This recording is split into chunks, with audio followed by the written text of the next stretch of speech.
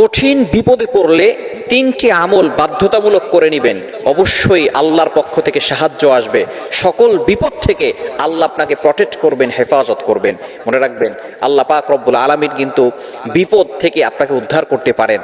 অনেক সময় আমরা অভাবে পড়ে যাই, বিপদে পড়ে যাই, এমন সময় হয় যে দেয়ালে পিঠ থেকে গিয়েছে, সকল ধরনের টেনশন থেকে, দুশ্চিন্তা, ডিপ্রেশন থেকে আল্লাহ তাআলা তাকে মুক্তির ব্যবস্থা করে দেন। সুতরাং 1 নাম্বার পড়বেন লা হাওলা ওয়ালা কুওয়াতা ইল্লা বিল্লাহিল আলিয়্যিল আযীম।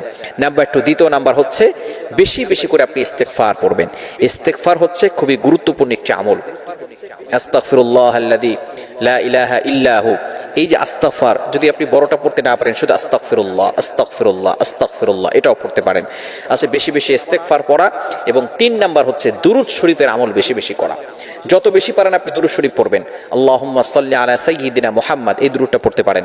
অথচ সবচেয়ে গুরুত্ব